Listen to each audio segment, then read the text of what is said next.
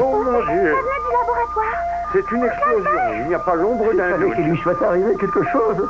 Il se livre parfois à des expériences plutôt dangereuses. Ne nous affolons pas, monsieur Pesky. Ah, attendez ici, moi je sais où le Très trouver. bien, mademoiselle. Appelez-nous si vous avez besoin d'aide. Oh, regardez-moi cette fumée, c'est J'ai quelque chose vu, d'incroyable. mais ça ne donne rien de s'énerver. Ce qui est fait est fait, Moi, je monsieur Pesky. m'inquiète. Que voulez-vous? Je n'y peux rien. Je suis Calme, pas seul. Longue. Du calme.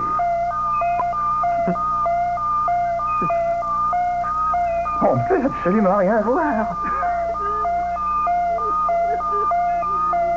Enfin, et voilà. Dites, vous n'êtes pas blessé, j'espère. Qu'est-ce qui s'est passé, cher ami? Il a été incommodé par la fumée. Est-ce que ça va? Vous ne vous sentez pas trop mal? Répondez, dites quelque chose. Il faut lui laisser le temps de reprendre ses esprits. Il vaudrait peut-être mieux le faire asseoir, mademoiselle. Allez, Ne doucement. le brusquez pas surtout. Il est encore sous l'effet du choc. Assieds-toi, oncle Albert. On peut dire que vous l'avez échappé belle.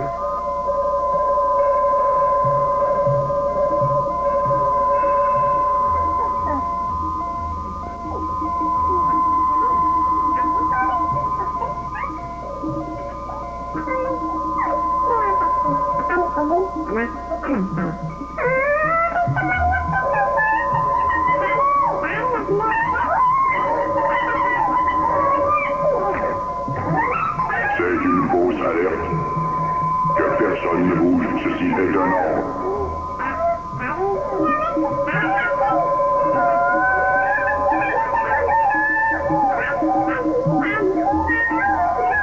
Ça suffit, silence. Retournez tous immédiatement à vos postes de recharge.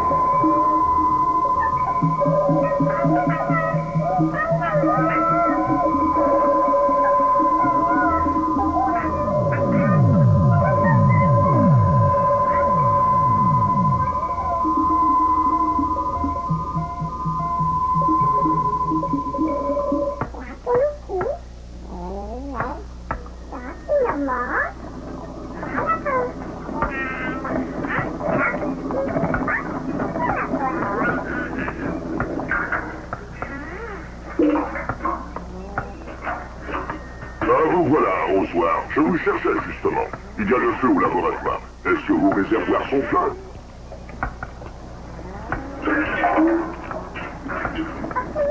Vous deux, vous n'avez pas entendu ce que je viens de dire? Ce n'est pas le moment de jouer. Allez prêter main forte.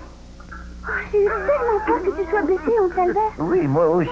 Je n'ai rien à dire. L'incident est clos, c'est le principal. Quand j'ai entendu l'explosion, j'ai eu vraiment très peur que ce soit... Calmez-vous, mademoiselle Pétali. Je dois vous avouer que j'étais très inquiet, moi aussi. Je me faisais du mauvais son. Dites, cher ami, j'espère que ce n'est pas notre arrivée qui a provoqué cette explosion. Si c'est le cas, j'en suis terriblement désolé. Mais non, mais non. Je ne sais pas exactement ce qui s'est passé. Je préparais mon nouvel alliage. Ce sont les risques du métier.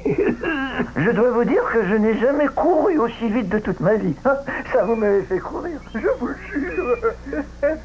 Ça va mieux maintenant, vous voyez. Oh, hé, attention, je ne t'ai pas demandé de m'arroser. Ah, je veux juste que tu mouilles le mouchoir de mon oncle, s'il te plaît. Vas-y doucement, hein. Oh, mais qu'est-ce que tu attends? Allez, donne-moi un peu d'eau. Allez, dépêche. C'est ça. Allez, encore un peu. Ah, j'ai dit un peu. Je ne t'ai pas demandé de m'arroser tout le visage. Oh. Celui-là, il fait toujours tout travers.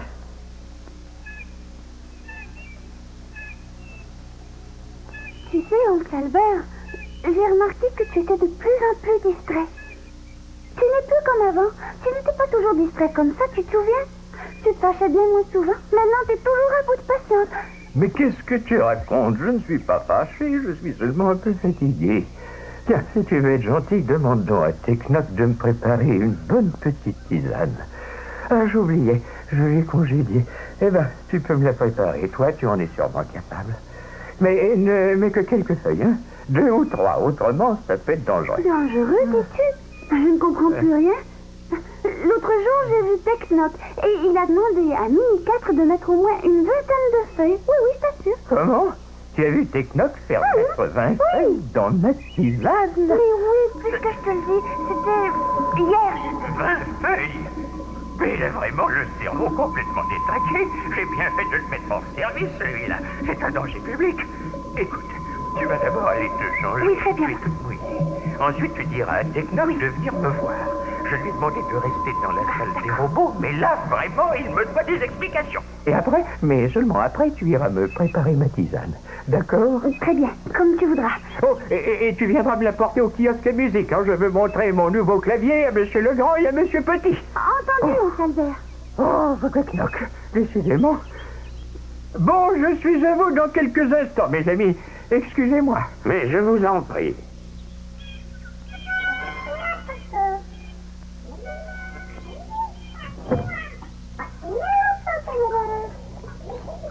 Ça suffit, c'est terminé ici. Il n'y a plus rien à faire. J'ai un autre travail pour vous. Déposez vos outils de jardinage. Vous les reprendrez tout à l'heure.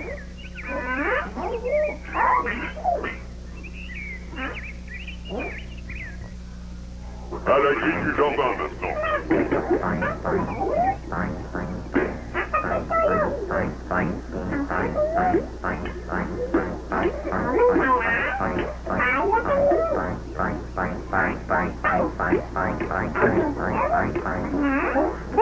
À tout faire, viens ici. Oui, mademoiselle Pétaline. Tu n'es pas au courant? Il vient de se passer une chose terrible, un accident. Il y a eu une explosion dans le laboratoire pendant que mon oncle était en train de travailler. Oh, heureusement, il n'est pas blessé. Il a eu de la chance. Mais moi, j'ai eu très très peur pour lui. En tout cas, Arrosoir est arrivé juste à temps pour éteindre l'incendie. Il n'y a pas trop de dégâts, mais tu devrais quand même aller nettoyer à cause de l'eau et de la fumée. Je dois y aller tout à l'heure. Mon oncle m'a demandé de lui préparer une tisane. Dépêche-toi. Avancez, avancez.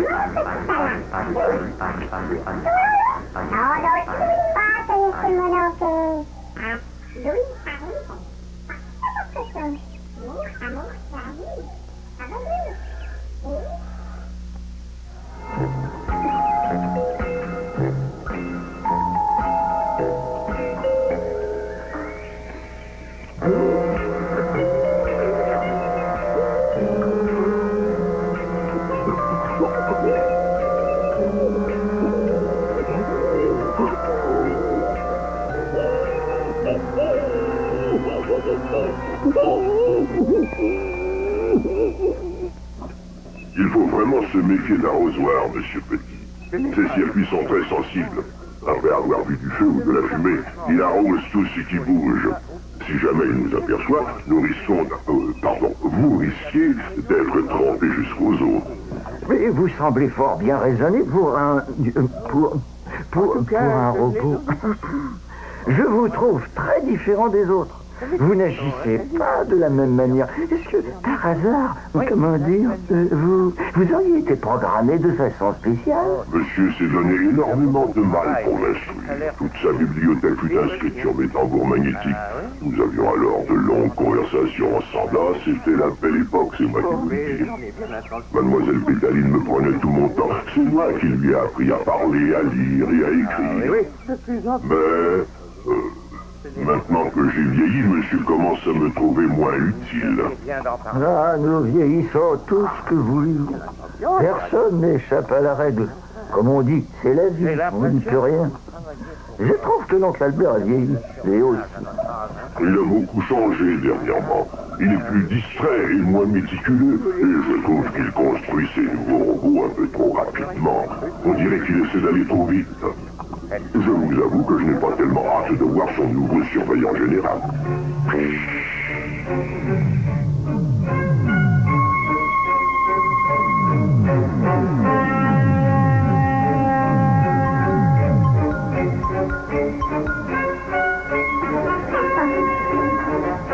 Apportez-moi toutes les feuilles de tisane qui se trouvent dans le laboratoire.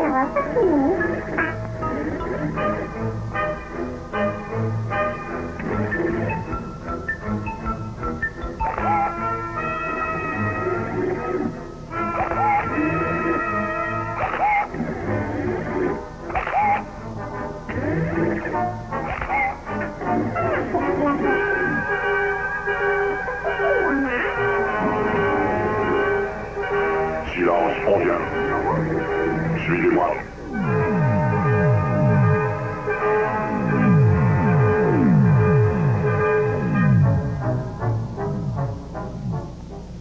Mon cher Maxime, ces rafraîchissements sont absolument merveilleux. Vous vous êtes surpassé, Maxime. Merci, messieurs. Je dois retourner à la cuisine. Veuillez l'excuser. Mais oui, allez, Maxime, je vous en prie. Quelle trouvaille prodigieuse. Écoutez-moi cette sonorité.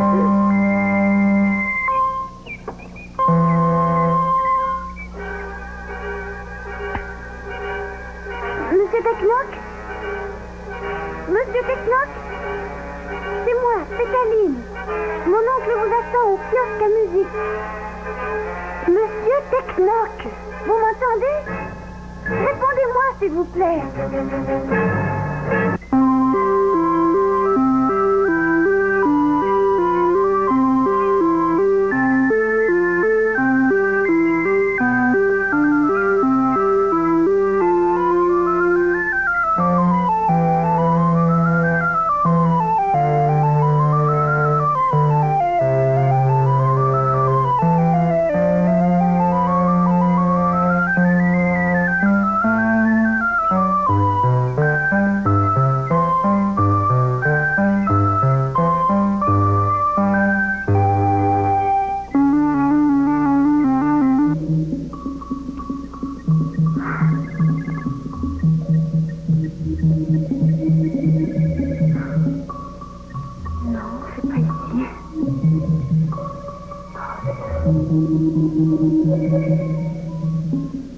Où est-ce que ça peut bien être?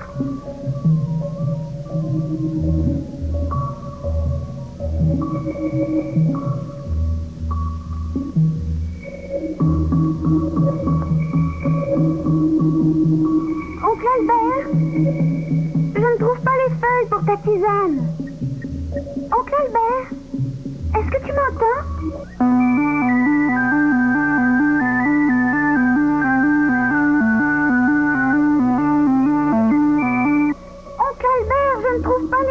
Pour ta tisane. Et Technoc ne répond pas.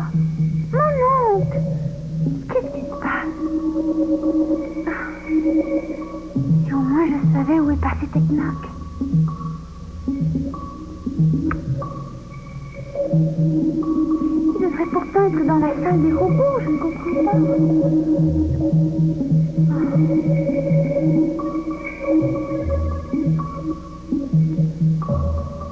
Il n'est pas là. Monsieur Technoc, si vous m'entendez, répondez-moi, je vous en prie. Où est-ce que vous êtes?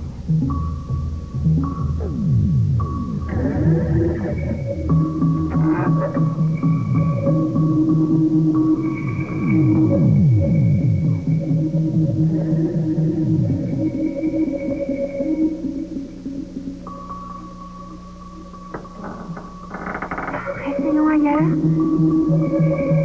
Monsieur Technoc, êtes-vous dans le jardin?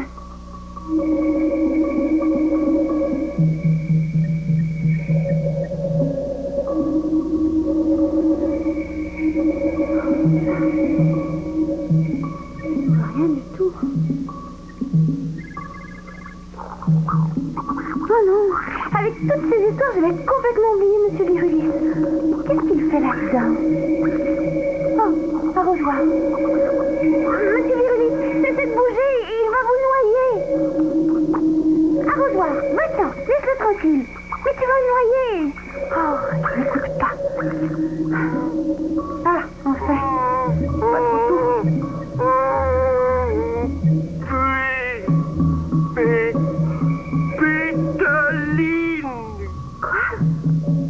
rêvé? Oh, il a dit mon nom. Jetez-moi toutes ces feuilles dans le puits.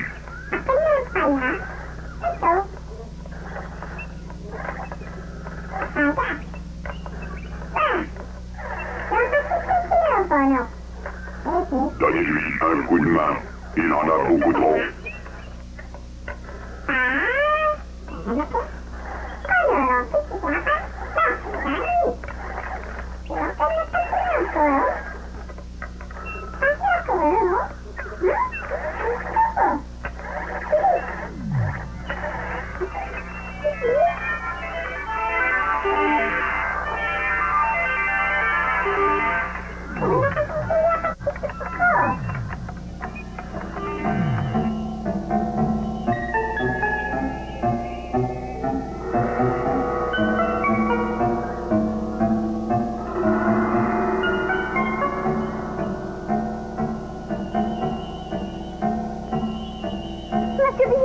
Monsieur Billot, venez vite, c'est extraordinaire. Vous ne devinerez jamais ce qui vient d'arriver. C'est absolument incroyable. Monsieur Virulis vient de parler. Il a prononcé mon nom. Venez, suivez-moi. Ce virus s'adapte avec une telle facilité que rien ne peut m'étonner. La chose est fort possible. Je vous suis, mademoiselle Pétaline.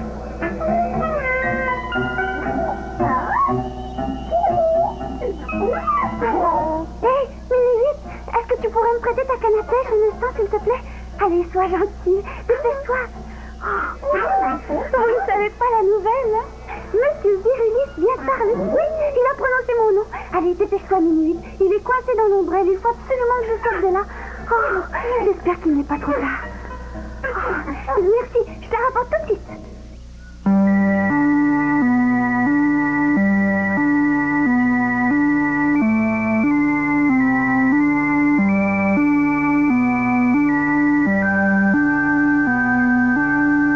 Comme je vous le disais, il lui arrive de s'endormir comme ça, n'importe où et à n'importe quelle heure du jour.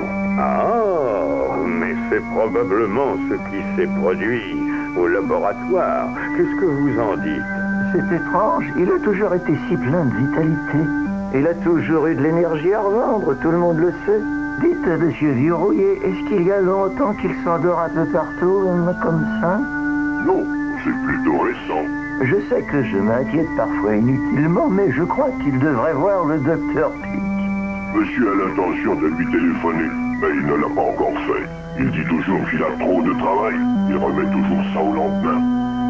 Je lui disais justement cet après-midi qu'il devrait... Oh, mais regardez, ça y est, il s'est endormi. Monsieur, je suis désolé de vous demander une telle chose, mais je crois qu'il vaudrait mieux le laisser se reposer. Je suis certain que vous comprenez. Mais bien sûr, cher ami, nous allons partir immédiatement et sans faire de bruit. Ne vous excusez surtout pas, monsieur Virouillet. Nous téléphonerons demain pour prendre de ses nouvelles. Par ici, messieurs.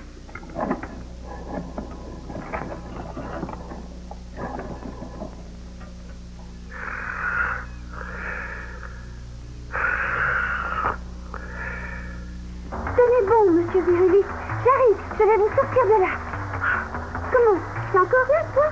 Oh, tu ne vas pas recommencer, hein? Ça suffit. Va-t'en arroser un peu plus loin. Allez, enlève-toi de là. Va-t'en.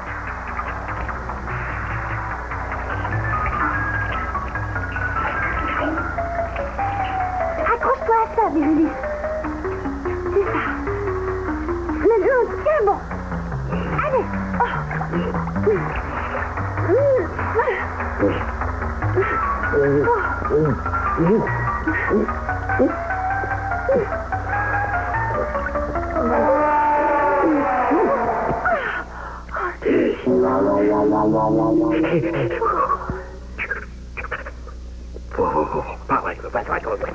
Mais Virulis, tu aurais pu te noyer la tête sous l'eau comme ça.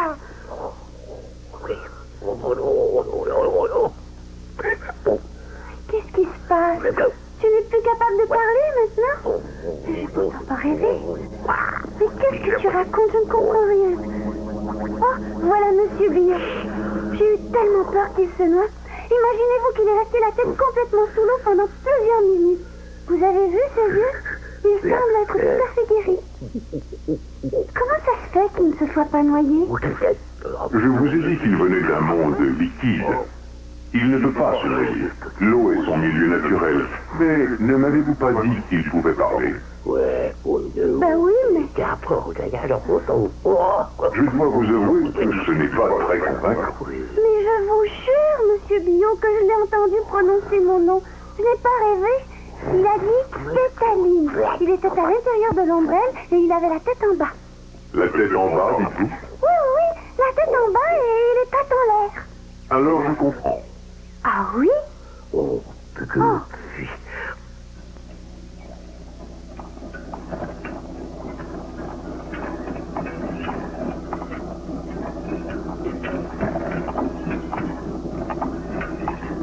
Si je vois que son état s'aggrave, j'appellerai moi-même le médecin. Je suis sûr que monsieur ne m'en voudra pas.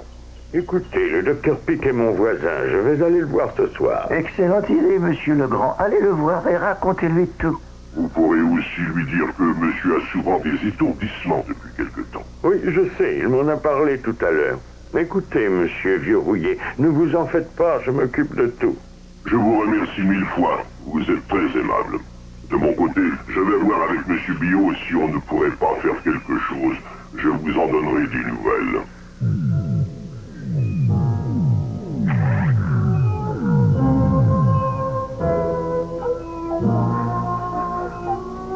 Allez-y, emparez-vous de lui.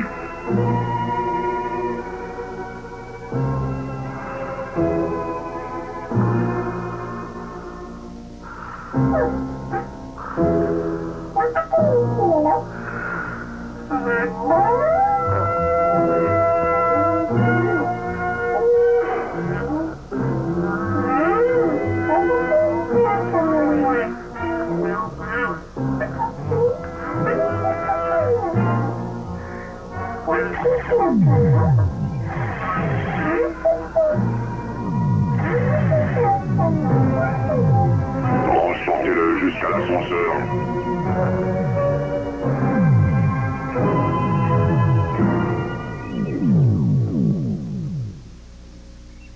Au revoir, monsieur Vieux Rouillé, à bientôt. Au revoir. Au revoir, messieurs, et merci. Après vous, cher ami. Ah, je n'aime pas du tout le voir dans cet état. Moi non plus, je vous avoue. Enfin, peut-être qu'après tout, il a simplement besoin d'un peu de repos. En tout cas, il est entre bonnes mains.